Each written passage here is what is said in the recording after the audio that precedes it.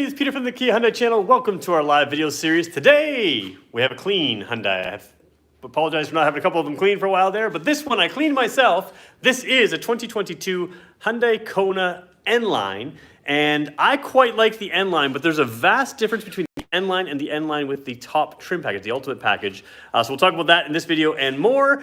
And if those of you are if you're just joining us for the very first time and you are not live with us, feel free to skip ahead to the 3-minute mark if you want. That'll be where we get going with the content of this video. In the meantime, we've got, I'm sorry, I'm just reading a text message coming in from the Hyundai boss, and I'm trying to decide if that's worth reading to you. But anyways, in the meantime, what we got is a live audience that will be joining us the next few minutes. We're going to talk about some news and some notes. I'll also show you how to join us, and we'll go from there. So I wonder if I can read this message. I probably shouldn't. I'll pause the thing. You know what? Give me 1 second here, guys. As we're talking news and notes and how to join us, I'm going to see if the general manager of our Brantford Hyundai store has anything to say that's relevant for my video, because, oh, I can't find it. Let's just see. Okay. Okay, I think that's good news for us. Okay, back to our video. Here's how to join us live, and I'll tell you what that says in a second. It looks like, yeah, let's do that news and notes in a second. All right, so here we go. If you want to join us live, go to our Kia Hyundai channel here. If you refresh the page at exactly 2 o'clock, you will see that main video is replaced by our live video. I'm going to click into that so I can read the comments. You guys can click into that. We have to watch a quick ad, which I'm going to just skip. And if you are looking for a Kia or Hyundai vehicle in Ontario, you can connect with me. There'll be a link in the description below this video. As soon as I'm done, you can reach out to me. I'll connect you with our Brantford Kia team, our Brantford Hyundai team, or our Owen Sound Hyundai team, and they will take care of you. All right, so I just got notified. We've been trying, so news and notes section, I've been trying to get a Tucson PHEV in here for a while, and I may have to steal a customer's car, or we'll figure it out. So the text message I just got that I had to check is to do with that. We are going to try to get a Tucson PHEV in here, so I'm going to have further discussion, but we're working on that literally at this exact moment, and I wasn't sure if it was going to be here for as early as tomorrow, so that's why I wanted to just check my information there. So I apologize for the poor video for entertainment or information there. That's what I was trying to find out. In the meantime, what else is going on in the news and notes section?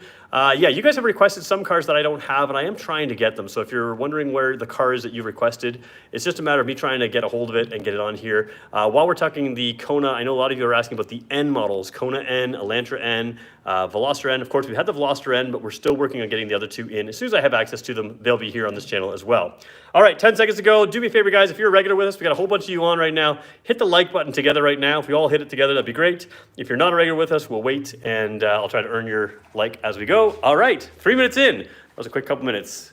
All right, here we go. This is the Kona N-Line, and the Kona for me, before I started doing Hyundai videos, was harder for me to like, and I stand by that. Even though it was one of the best-selling vehicles in the class, it was just a little behind the Seltos of the time. So the Kona for 2022 has been updated, and it is very much, you know, right on par with anything else in the class as far as top technology and everything else. So in the 2022, I think is a key thing. You do have some styling differences in 2022 that the average Hyundai nerd isn't going to pick up, or non-Hyundai nerd isn't going to pick up, but I am a bit of a Hyundai nerd, and you can see the front end has changed a little bit. What's nice about the N-Line is, and it doesn't show up on the black here, but on the regular Konas, you have some of this section in sort of a matte black or a plain plastic black. It is painted here, so if you got this car in like a red color or a different color, you have a more cohesive look instead of having something like on our Kia Sorento here, where you have like this black plasticky trim instead of the body color.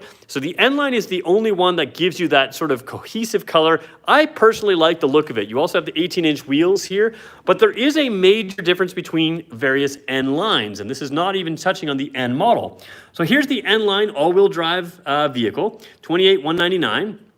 And then you can go to, let's just select it. If we hit select down here, you can add on a package, which this car does not have. Oh boy, slow internet, let's go, there we go. The ultimate package here, which this car does not have, but it is $5,600. So it's really an entirely different trim line. And when you look at it, it adds a lot. So one way of looking at this car is, hey, it's missing some of those luxury features. But the real way I look at this car is this is a great way to get into the more powerful engine and better transmission. It's a way to get a lot of what you want and nothing of what you don't want. And that's really what we're going to talk about in this video, is explaining to you sort of what you get and that kind of thing. So it says, is a wheel well plastic gone? So no, it's still there, but it's painted on this car, and that's N-Line specific only. So we're going to talk a lot about what you have in this car, but remember, if you don't see it, there is an entire ultimate package here which has a whole lot of extra features that you can add on to this car, including, I think, the most advanced thing of 2022 is you would have a digital instrument panel and a 10.25-inch digital screen on there, sort of like the like my Santa Cruz or something like that. So it's just a really cost-effective way to get a really nice interior and still have all-wheel drive and still have everything else. So yesterday we looked at the Kia Seltos, and the Seltos SX is the top of the line, and on the Seltos lineup, the Kia lineup, the only way to get that 1.6 turbo is to go to the top of the line model. This is a less expensive way to get into that turbo engine, and I think it's kind of a nice thing. Even though the Seltos has less horsepower than this, they downrate the horsepower, and they say that they do that for fuel efficiency reasons. I'll show you fuel efficiency on this car in a second, but this one has 195 horsepower, 195 foot-pounds of torque. I say that, I better go check that. I just was researching another car. Anyways, but the fuel efficiency numbers are still very good for an all-wheel drive crossover. Now, when I say crossover here, I had somebody email me the other day and they said, where is the seating height in this car compared to some of the other models in the lineup? And this would be below the Tucson, so you're a little bit lower than the Tucson. You're taller than the Forte for sure. It's kind of like what the Kia Soul would be. This is far more closer to a wagon with a little bit of an upright seating position than a true SUV. You still have over 6.5 inches of ground clearance, so you've got good ground clearance down there, but not like 8 inches or 8.5 inches like something like the Santa Cruz. So you're kind of in that in-between seating position. It feels very car-like with, in my opinion, a little bit more comfortable position than a traditional sedan, but it's not a tall car. You're looking into vehicles, not under vehicles. You're not really short like a sedan, but you're not really full height either. So again, let's just jump back to here, and we're gonna jump inside the car. Before I jump in, I should show you the key. So let's do that. I have it in here because I just pulled it in. We'll show you the interior in a second here, but let's start with the key.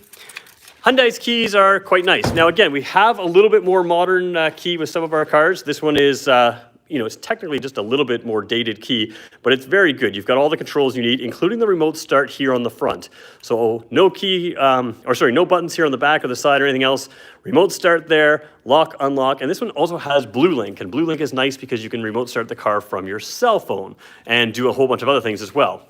Let's jump in here. Actually, before we go in, let's just take a quick look around the front because I do want to show you this newer look here. You still have these artificial vents in the front here, which are sort of the plastic, but everything on the front is pretty much painted on this trim line. You can get LED lights on the Kona, but you have to move that trim line that we just talked about, that ultimate package.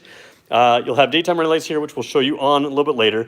But overall, the Kona has been cleaned up. And more than cleaned up, it has also been, things like stiffness, body, ride, those kind of things have all been tweaked and touched so that it's just a little bit more advanced than it used to be. So again, cleaned up and better. You do have a multi-link rear suspension here with the all-wheel drive. And the all-wheel drive actually has an active cornering system, which, to be very honest, I didn't even remember that this car had. So what that does is basically, as you're turning the wheel, it can transfer power to the rear, but it can also brake the inside rear wheel around a corner. So it's capable of doing that in a corner. And again, that just gives you a little bit better handling, a little bit when you point the wheel where you want to go, even in a crossover. It's kind of a fun to drive little car.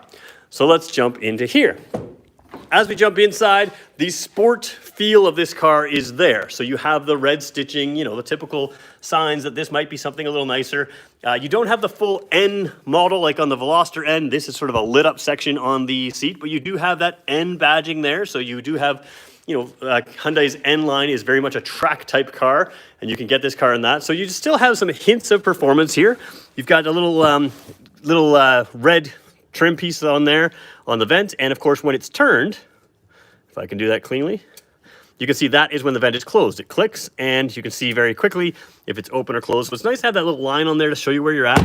In here, you've got the 4.3-inch display, and again, you can have this entire thing as a 10.25-inch screen, full display screen, and you can have this as a 10.25-inch screen, but this car doesn't have that.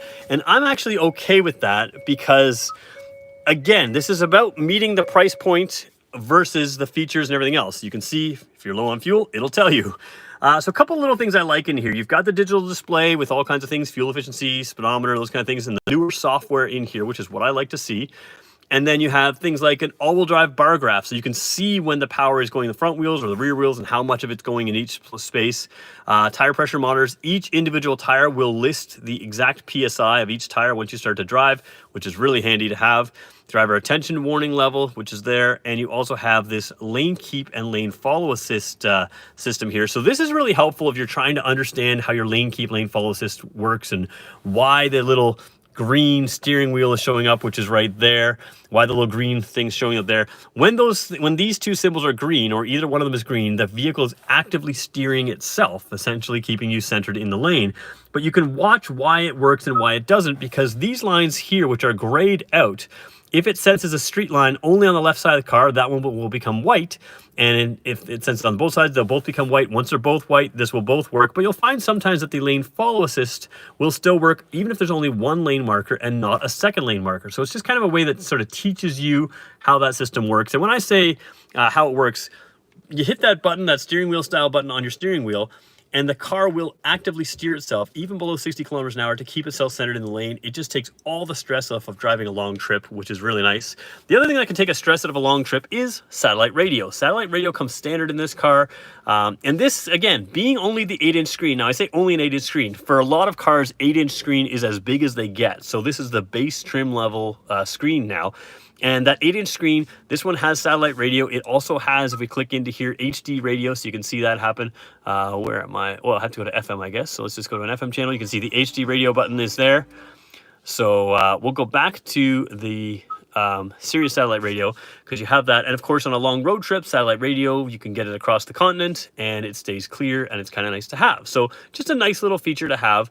And then of course, if you're navigating anywhere, you have Android Auto and Apple CarPlay. And when it says press this widget, which you can see at the end of the line there, press this widget, that means it is a wireless Android Auto and wireless Apple CarPlay. Once you have that, you can connect your cell phone and have Google Maps, Apple Maps, Waze, and a whole bunch of other apps wirelessly connecting up here, which is kind of nice. And you do have the button that I look for. With this little button here, we're going to press it right now, and it's going to tell us, you can customize this to be all kinds of things. You can make it home, you can make it quiet mode, you can turn the display on or off, you can do the phone protection, which is what I would do, or just the phone, or Bluetooth audio, or BlueLink. Now, Bluetooth audio is kind of good, because even if you didn't have the wireless Android Auto and Apple CarPlay, the Bluetooth audio works great, because if you have Apple Music or something else, Apple Music is a great example. It can show you some of that information on the screen of your vehicle, of your songs that you want to play.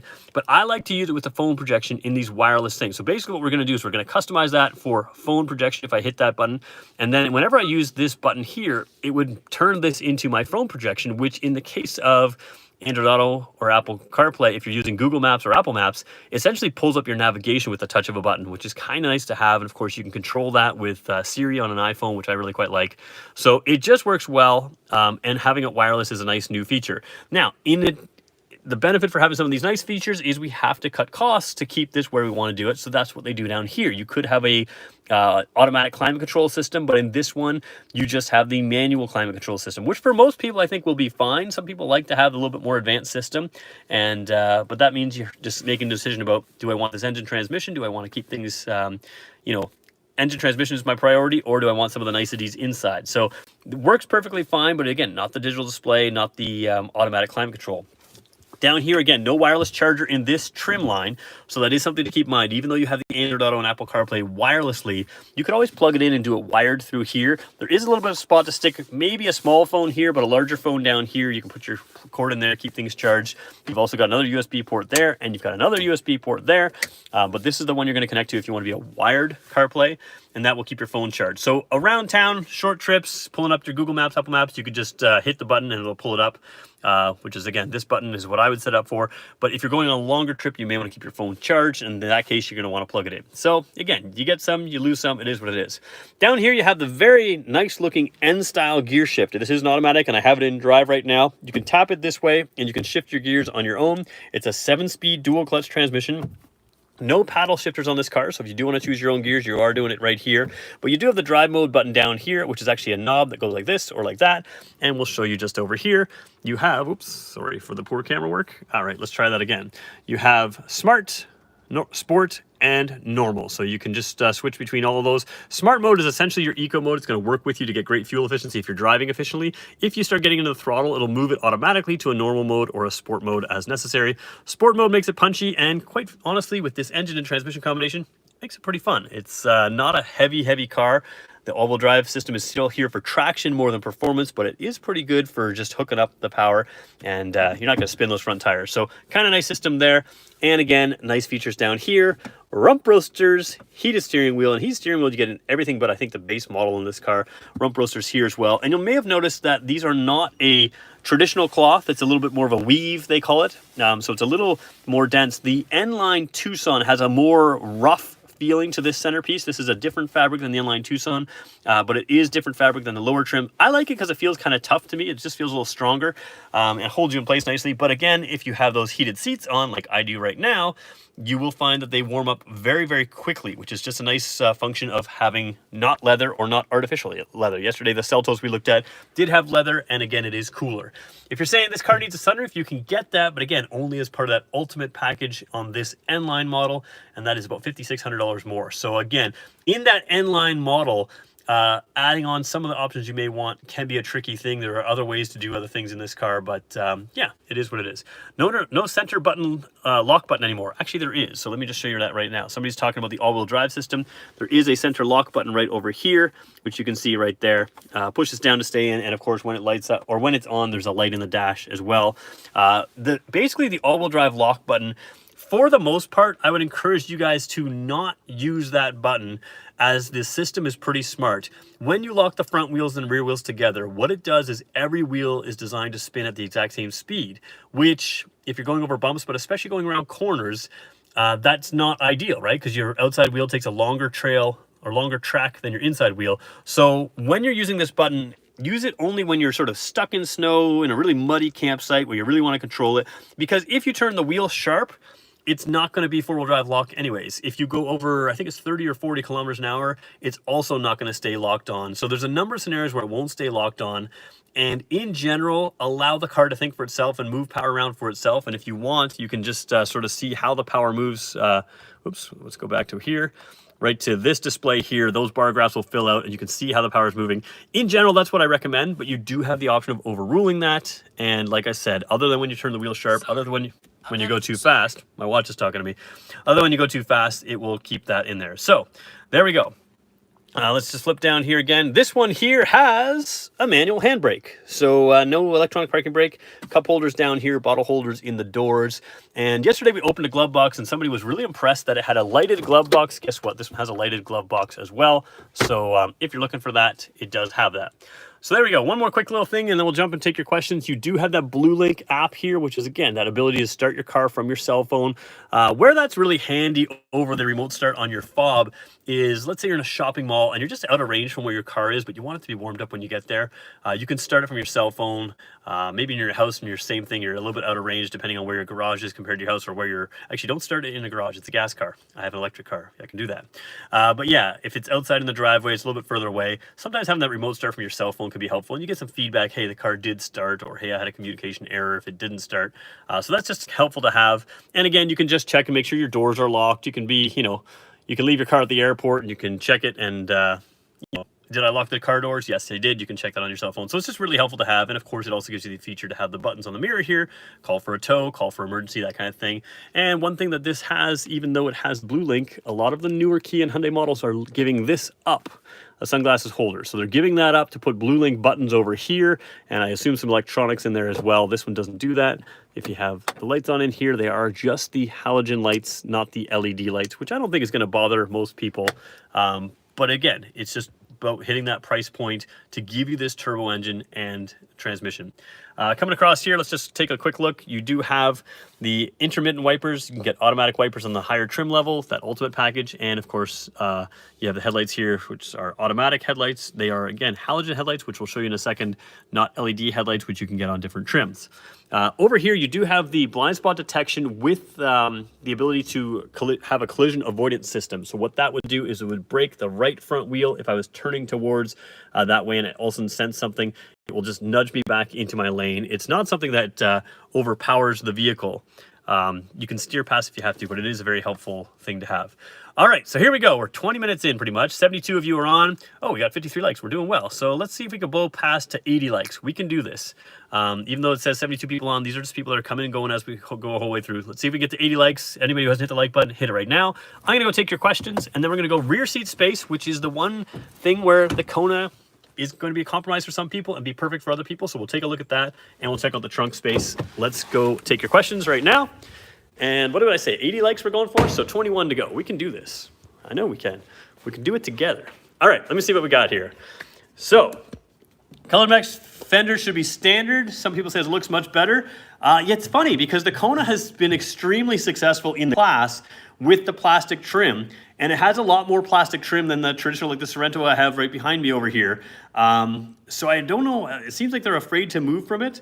You know, some people like it because, you know, the plastic doesn't scratch paint or that kind of thing, doesn't dent.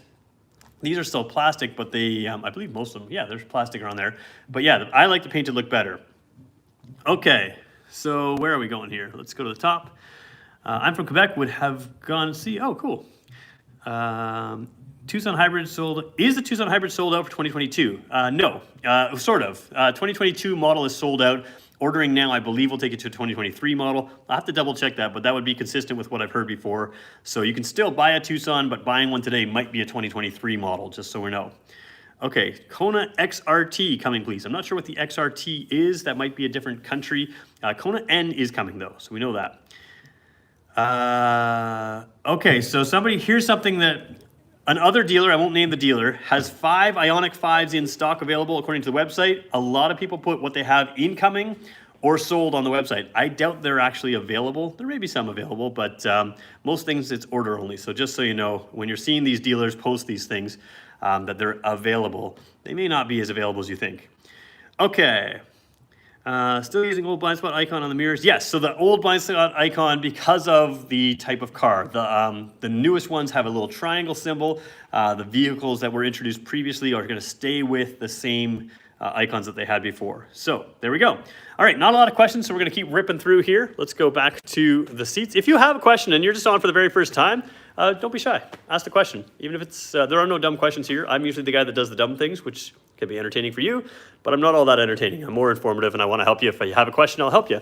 One thing I didn't point out on the outside that's really nice is you have roof racks here. They're not huge, but they're certainly capable of taking something like a bike racks up top of here, cargo box. You can certainly put a canoe or kayak up there as well if you're a kayaker. So it's just really nice to have. It's something that people don't always see in the pictures, and it's worth pointing out. All right, let's jump in here. I had the seat where I needed it, and the car is currently locked. Good job, Peter. All right, let's go to the fully unlocked button. There we go. So back here, more of the same. Again, the red stitching in here, no pocket on the driver's side, but we'll get to that. Let's see how easy it is for me to get in. This is the difference between the Kona and the Seltos. The Seltos is intentionally a bigger car. The Kia has a version of this car in other markets, but they didn't bring it to North America because they wanted to bring the Seltos to have a different version. So if you drive a Seltos, you're going to have a little larger rear seat. If that doesn't matter to you, Kona might be a really great option. I find that I fit quite fine back here. It feels like I used to be tighter in the old model, and I know that's not true. But again, I don't have a ton of space, but I have enough. Probably very similar to my Santa Cruz when I sit a 6-footer behind a 6-footer. Now, where this is going to matter is if you are above 6 feet here, you're going to start taking away seat space from me back here. So you're going to get, you're going to take knee space away from people if you are over 6 feet. But in that 6-foot range or so, totally fine. And I think people know that. If you want a bigger vehicle in the Hyundai lineup, they will absolutely offer you that. The Tucson's a really good option with a ton of legroom, which is one step up from this, and actually in the same kind of price point once you get to this area. You'll have a few less options at the price point, but it is available. Down here, passenger side has a pocket, driver's side does not. There are a little bit of pockets there in the door, which the bottle holders that are kind of hard to see, but it can go right in like that to the bottle holder.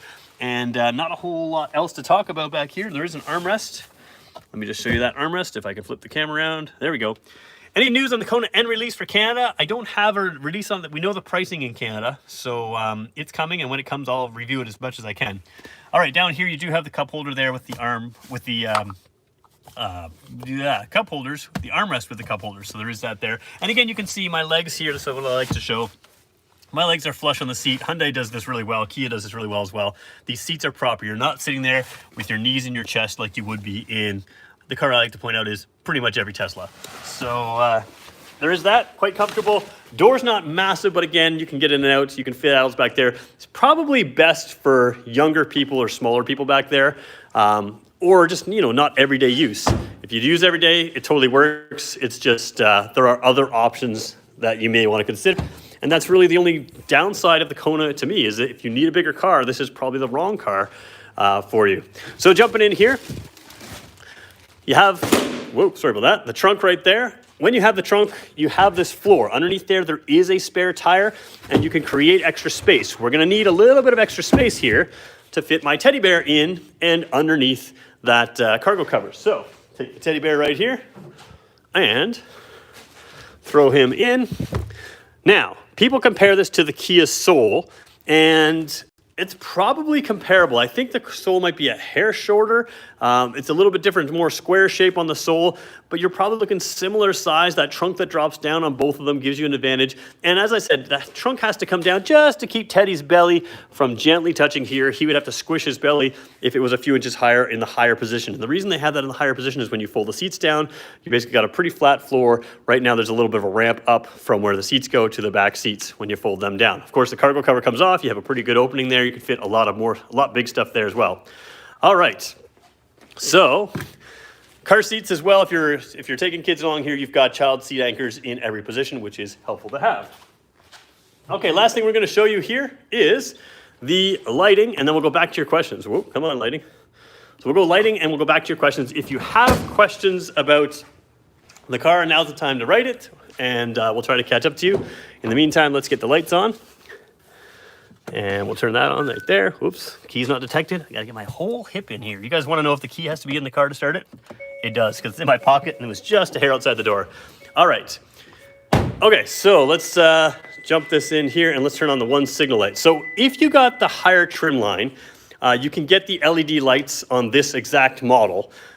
This one has halogen headlights, but LED daytime running lights. You can see the signal light marker in the side there as well. Let's take a look at how it's sort of divided up here. So what you have is your daytime running lights are an LED style light, and you have a little, actually very, very bright LED marker light right on the side there. And that works quite well for the safety. Signal lights on this one are down inside here. And the halogen lights, if you take a look, nice and bright, sharp cutoff, so that works really well. No fog lights on this trim line. So again, just the halogen lights below, daytime running lights, pretty sharp cutoff. And again, you know, kind of middle of the line lights here, nothing wrong with them. They're certainly not the cheap ones, good cutoff. These would have been top line lights not that long ago. All right, is it a flat black or does it have a pearl in it? I think it has a pearl, but I have to take it outside because these LED lights really take the metallics and the pearls out of that. So I think it has a little bit of metallic to it. I'll double check in a second here, but I'll let you know. Out back here, again, not LED lights. You can get LED lights in the higher trims. And then of course your signal light, backup light, and that's how it works. You do have a nice little diffuser look down here on the N-Line and the dual tipped exhaust as well, which looks pretty sporty. And again, the rear wheels come right back to the back of the car, so you had a short overhang, sporty look. That's also pretty good for handling. And this car is pretty fun to drive. It's not an absolute sports car or anything else, but it is a, you know, for a crossover, it's very fun to drive. And probably, in my mind, the best looking. I wish it wasn't in black for our video. Black is the worst color to video, which is why we have a black wall and the logo, which, or, you know, that is what it is. But right here, it's, again, that would be body color, and it just shows up nicer in different colors on camera. In person, it's very nice. N-Line badging is on the side here as well, which gives a little bit of a performance look to it. All right, so we hit 75 likes. We were going for 80, so 5 of you are sitting there going, you know what? It took till this long for Peter to earn a like from me, but I'm gonna give it to him right now. So if you're that person, go ahead. Okay. Can you turn on the car using Hyundai Blue Link app from inside of your house? Yes. So the only thing I would caution you is make sure the car itself is not inside your house or inside your garage, because it's a gasoline car. So if you had the electric Kona, you can start it from right inside your garage. But yeah, if you're in the world and you're on the internet, and in Canada, I believe they use the Bell network for the car's sort of SIM card. I could be wrong about that, but basically if you're anywhere where the car has essentially the cell signal that it needs, the car will start. You could be anywhere in the world with an internet connection and start it up from your phone, or check all kinds of other things that are on there as well. So somebody says, congrats on the new ride, Steve. So Steve got something. Oh, SX PHEV. So that's via Kia. I haven't read that comment yet, so we'll get back to that in a second. All right, is there any questions that I missed? Maybe some of my regulars can direct me some questions that I may have missed. It doesn't look like there's a lot. There's some conversation there, which is okay. Just want to make sure I'm not missing the conversation. Yeah, somebody said they enjoy, even though they enjoy these videos, even though we're not the exact same as the States. There are some differences in the States. Generally speaking, the features I talk about will be identical in the Canada and the States. It's how they package those features that's a little different. I may have missed, but what is the horsepower and torque and 0 to 60 time? So torque and horsepower I don't have. Where am I here? Oh boy, I'm in the wrong side of the website. I believe it's 195 and 195 torque and horsepower, but now that I've got that confused in my head, I want to just double check that. So specs here, right here, scrolling down. Come on, camera, you can do this. Oh, my computer's actually slow right now. Oh boy. I think it's 195. It is 195 torque, and I'm pretty sure it's 195 horsepower. And the difference in that horsepower is, here we go. I'm on the right spot. Yeah, 195, 195. So the difference with that horsepower is that's more than the Seltos, less than something like, I think the Elantra N-Line has 201 horsepower. The Forte GT does. So again, just a hair less of the horsepower in the Forte compared to, or in the Elantra compared to this, but a hair more than something like the Seltos, and that's all about giving you performance versus efficiency. This one's still very efficient because of the body style. It's a little lower than the Seltos, and they give you that. And then that torque is 195 foot-pounds at 1,600 RPM, right up to 4,500 RPM. So you got low to high torque, which makes it just feel peppier. All right, just quickly coming back. I just bought one last month, love it. What does the EPB button on the left side of the steering wheel with a clock mean? Left side steering with a clock. EPB, that's electronic parking brake. Oh, that's what it is, your electronic parking brake. That's right. So that's, we're talking different car, I think. So if you have an electronic parking brake, I don't think it's on this car, I think it's on the Tucson, but yeah, electronic parking brake is sometimes up here. It's basically your handbrake, right? So your handbrake is moved, and that's over here. So yeah, sorry, I'm thinking like it's a little lever, but yeah, I guess it would be a button as well. So that's what that is there. And, all right, so it looks like we got some off-topic questions. And let me just see if I can catch all of your off-topic questions as well here. Again, somebody asked, any idea when the Kona N will be arriving in Canada? I don't have those dates. I can look into that stuff. I'm more concerned about when I can get it than when it arrives in Canada, because that's what interests me. So I know that I don't have one in the immediate future. What's the best EV right now? Ioniq 5, no questions. It's a very, very good one. And yeah, that is the best EV right now. For the dollar, that's a very good car. We've done a few videos on it. We'll do some more. And okay. We have nothing shame to get by a Santa Cruz in the UK. I agree with you. That's a pretty cool car. And it comes from the N-Line fuel economy. Enjoy your reviews. So N-Line fuel economy, pretty much anything with this engine transmission. I don't know how your fuel economy ratings are done across the world. I know some of you are listening from other places. I'm usually able to exceed the fuel efficiency ratings with this engine transmission. So that is 8.8 and 7.4. Now, obviously, if you get into it, you can do worse. But yeah, those are very realistic ratings for this car, the way I drive. Obviously, middle of winter, it's going to be a little different. But you can certainly do that. Would you say the size is similar to the Crosstrek or much smaller? Probably similar to the Crosstrek. Obviously, the Crosstrek has that beefier raised suspension look. Certainly, the Crosstrek does not have the power of this. Crosstrek, to be very blunt, is slow. It's not entertaining to drive. It's not a quick car. So similar size. I'm not sure if the Crosstrek has a bigger trunk or not. I don't remember seeing them side by side. I know the Crosstrek is not massive, but it's not small either. But yeah, the big difference there is you do have that raised ride height on the Crosstrek, but you don't have, it's not fun to drive. It's just slow. So there we go.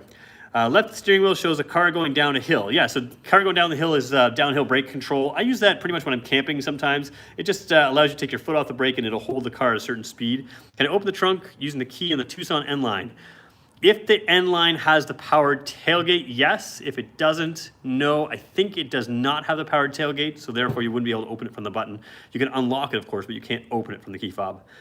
All right, so we got a lot of cars in here. Getting a lot of noise about the 2-liter engine. How about the 1.6?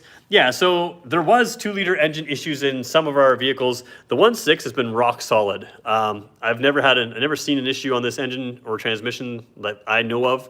Obviously, if you Google anything about any car and you Google problems, you'll see a million of them. But real world reliability, the 1.6 and 1.6 turbo is really, they've been really good. We use them in a lot of things and just, yeah, not an issue at all.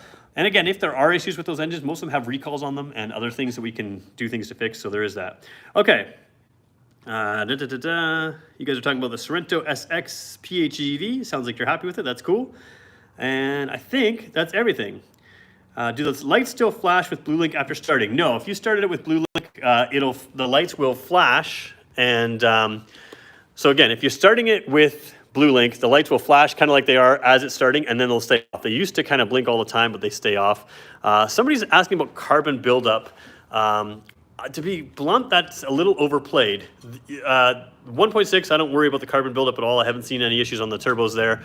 And if you're at all concerned about it, doing an induction service, I believe like once a year, it's not that expensive. It just cleans the carbons out of there. It's just not a big deal. So buy the car that you like. Some of these things are way overplayed for lack of maintenance and other things. So don't panic too much about that. But if you're concerned about carbon buildup, your service center will talk about an induction service which can clean out those carbons regularly and just stay on top of things. So there we go. Kona N-Line. That is a fun car, and I'm looking forward to see the Kona N and driving that and seeing how that comes. And there we go. So that's today's video. Tomorrow, I haven't decided what we're going to do. We have some new cars coming in. Hopefully today, tomorrow, we'll see. And we'll do a Kia again tomorrow. And unless we have something really fun to do, we'll do something different. I might spend some time this weekend with the Ioniq 5 just to get to know that car better. We'll have it back in here as well. So there we go. All right. Somebody says, hello, is the air conditioning dual zone? Not on this car. This car is, of course, manual climate. And in the other one with the automatic climate control, not the same as well. All right. Thanks, everybody, for joining us. We'll see you again tomorrow.